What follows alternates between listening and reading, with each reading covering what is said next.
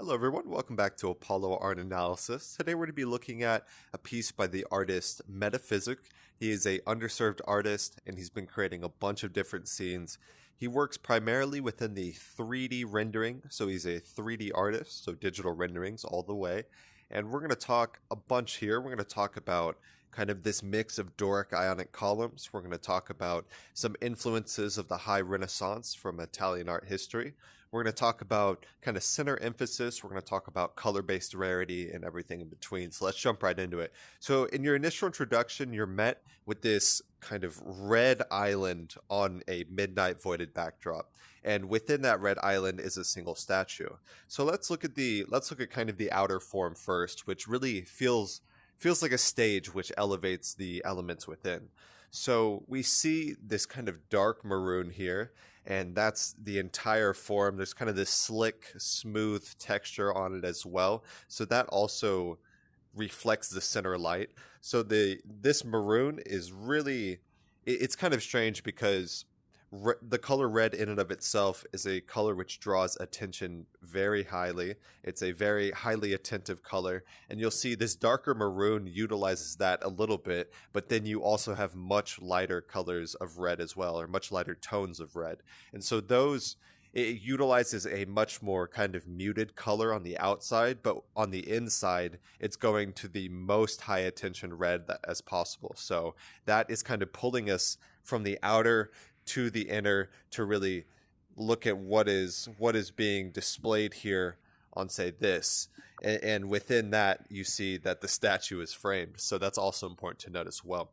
So notice this light here in the center, this massive spotlight. This is a really key element of the piece because you see the effects of this light can be seen. Let's use red here. I think that'll be better. Actually, maybe not that. We'll do blue.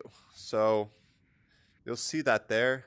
You'll see that there. There is this kind of radiance of it onto there, and it's going outward, of course. So those all work to really kind of create these rare accents or rare capped accents which bring you further in, because there's a strange sense of kind of color-based rarity here. So the marble and the green are some of the most rarest pieces, elements in the spatial composition, the color of their form there. And you see that is also echoed here in the top. So it's kind of like an introduction which pulls you into the center statue. So you kind of have these accented caps on either side. And that center spotlight is really what makes that happen. So that's always important to note as well. So our center subject, you may kind of recognize this a little bit, or kind of have a low resolution memory of what this is. Anyone who studies art history, they should also know who it is. It may be a bit more clearly. It is Michelangelo's David. So from the story of David and Goliath. And Michelangelo was a painter, he was a sculptor, he was an architect, and he was even a poet within Italy during the High Renaissance. So what you'll see here is that the original artist Metaphysics essentially revived an element of the High Renaissance, and the Renaissances in and of themselves are seen as revivals. So we see kind of like a second generation revival of the High Renaissance. And so this is David from David and Goliath, and this is the statue which Michelangelo created. And what you'll notice here is that it's just David. There's no giant in the story. Goliath is not in the story at all. So due to that, Michelangelo was pretty obviously trying to emphasize the story or the perspective of David. So we can see that just in the fact that he's isolated, and you can see that there's no giant, and he's also right before the war as well. Right before the battles, more specifically. And we always tend to love the David and Goliath story because that is really, what would you say? It is an archetype or a mythological trope of the underdog. And so the underdog, we always root for the underdog. And you see that, everywhere, whether it's in sports or in the business industry, in the art industry, everything. You always, root for the underdog because the giant has already established themselves. They're already credible. Maybe in some ways they might be overrated.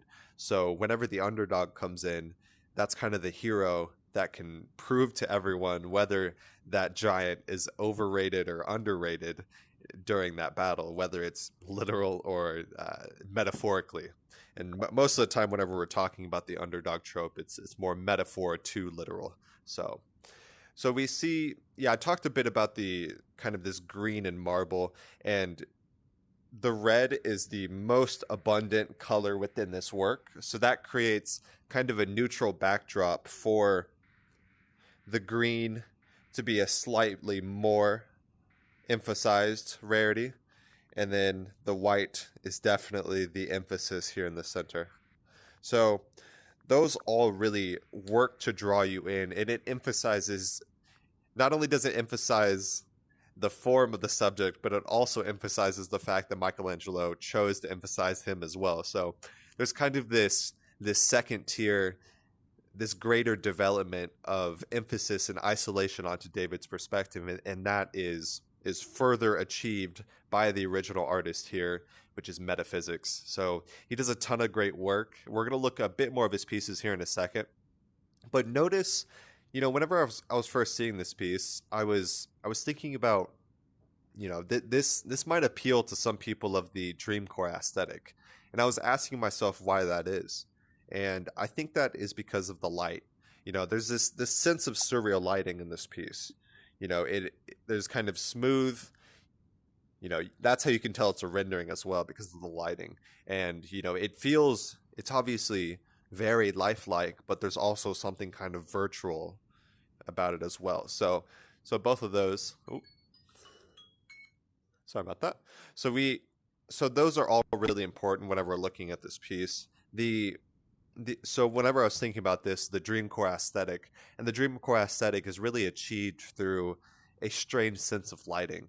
And I see that within this piece as well. And it's because of the virtual rendering. It's hard to get it completely 100% accurate, but some incredible work coming from this artist. If someone who likes Dreamcore art might like this piece as well. And there's also another thing I was noticing whenever we're looking at this piece. So, this perspective is about here.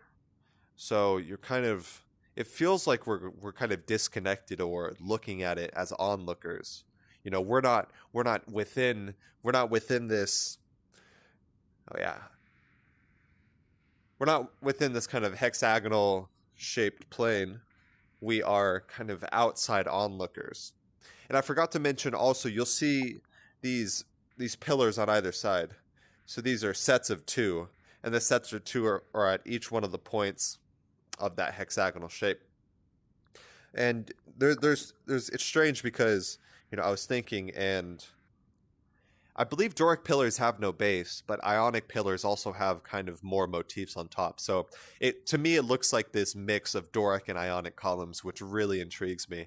And you'll see there's a lot of Greek and Roman kind of architecture scattered across the original artist page. We're about to look at that in a second, but yeah, there's kind of these double sets of mixed columns on either side here.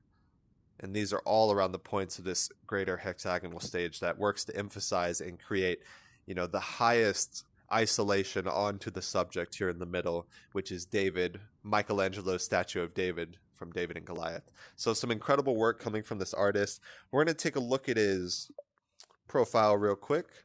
His or her, not too sure. So you'll see here, there's a lot of temples.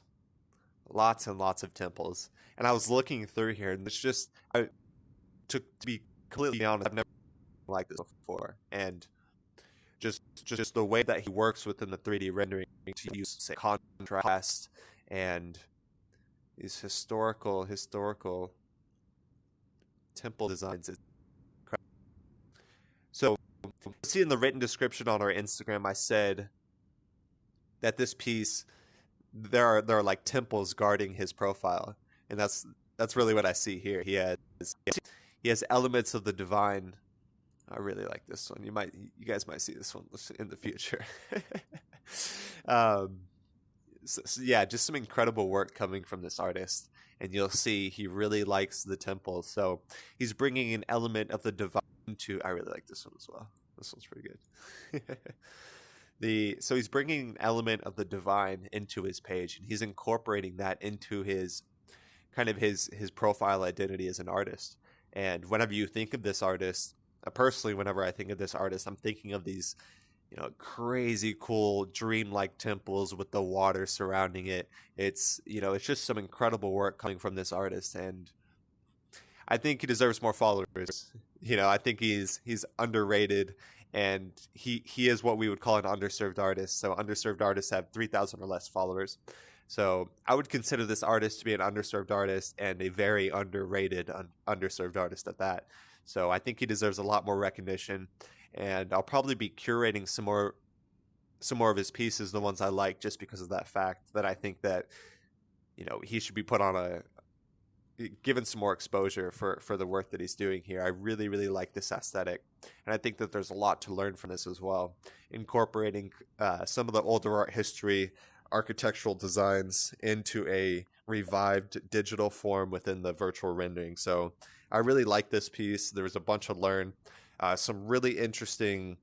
I relearned what this statue was and how important it was, because Michelangelo really created this with the emphasis on the perspective of David, or the perspective of the hero. So really, really interesting work here. I love what Metaphysic did to kind of revive the High Renaissance and bring this into a revitalized form. An incredible piece from art history as well. So I hope you guys enjoyed. Hope you guys learned something. Go check out some of Metaphysic's other pieces. My name is Apollo. This was Apollo Art Analysis, and I'll see you guys on the next episode. We hope you enjoyed today's episode. If you'd like to support our work directly, please check out our Apollo community tokens. Apollo Art Exchange is an ecosystem of art appreciation which elevates artists each and every day. Thanks for listening.